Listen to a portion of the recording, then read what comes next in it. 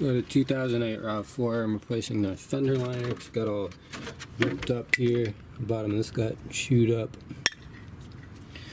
And to get this thing off, first take the wheel off, jack it up, obviously. And there's going to be a nut, and then a bolt. There's going to be another 10mm here. And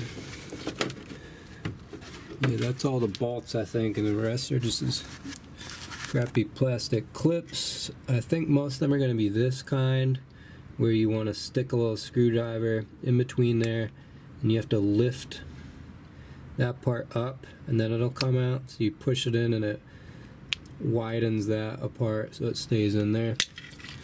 And then the ones along this part are the really weird ones. They have the weirdest design. They're really hard to get out.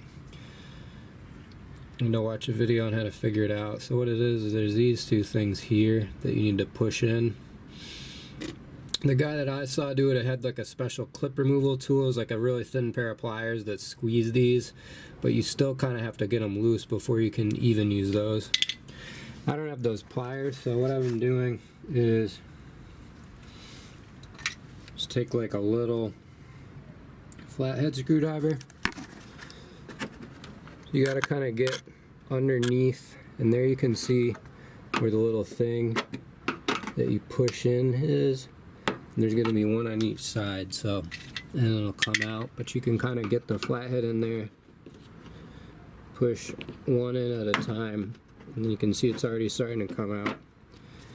And then kind of hard to do with one hand, but you got to get the one on the opposite side, and you can just use one hand and kind of pull on this and then poke it with a screwdriver when you're doing it. It seems like if you like poke one side really hard and really pull on it, it'll come out eventually. You just kind of got to wiggle them around. And there's going to be 1, 2, 3, 4 of those on like the back side of the car. The thing that can help is this right angled pick. That was the other video I saw. That was the guy using this to start him. But it can kind of help you like get around the back part of it like that if you can't reach it with the screwdriver. There's one more of these clips kind of down here. It's sort of hidden, so you can show you how to get it to work. You have to kind of start it with a screwdriver possibly, but actually one of these clip removal tools works the best.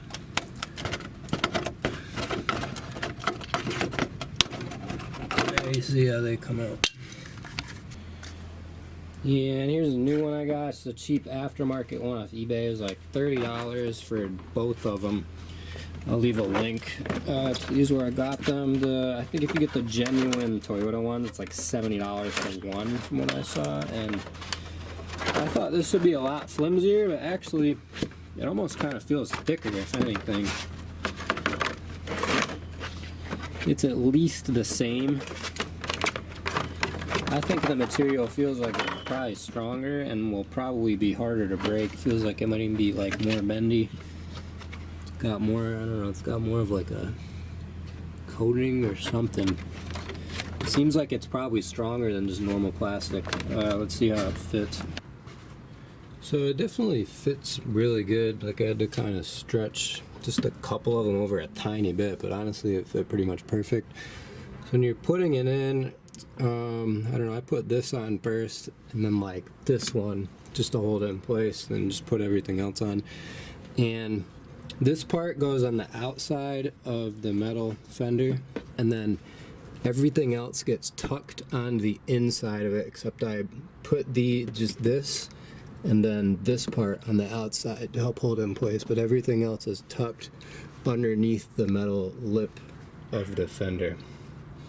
And this here had this like plastic thing in there that just broke when I tried to take it off, but you can just put a metal thing in there. Really the only tricky part was getting this to line up. I just like pushed the side of the bumper in there and then just put this over, and then after you put the screw in, just tug on it to make sure that the hole is in there, and the plastic liner goes like in between. There's like a slot in that clip that it goes in, and then the screw should go in the hole of the liner and hold it in place.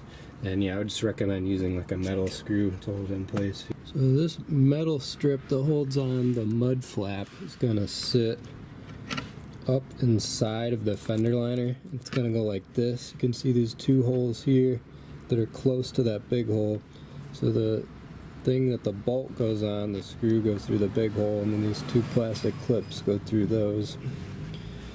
And then this one, so it's gonna sit like that. And then the bolt will go up through this hole and into this end. And then there's also going to be a clip here and then another screw right here.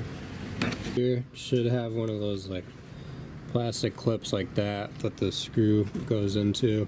I mean, you could probably just use like a zip tie. If not, like zip ties will work just as good. You can put it through both holes and just tie them shut in that many at a time. Another thing you can do is, say the hole like rips like this one, you can just drill like another hole next to it and then use a zip tie, or you know, put the screw into it if you can drill it in like a decent spot.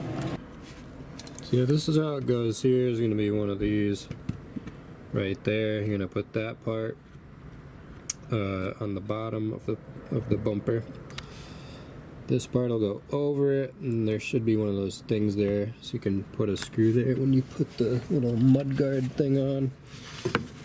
So it'll look like this, just all the screws and bolts go. There's 3 of them that go over the mud guard, but I'm just going to leave mine off since it's like missing that thing, and it's all ripped up anyway.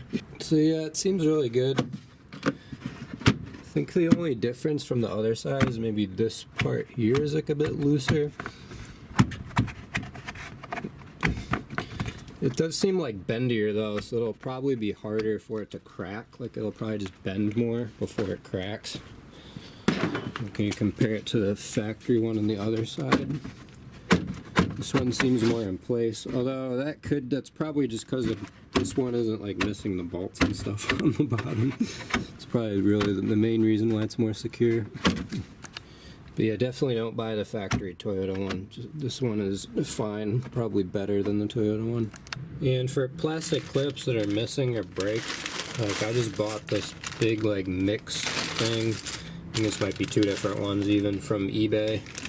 But I'll leave a link to where you can get these. They're pretty cheap and stuff, but usually they just come with a bunch of different sizes. It'll cost like $10, a bunch of different ones you can buy. Some of them will come with trim tools, but you can usually just find ones that'll work for pretty much anything that are the right size because there's so much variety.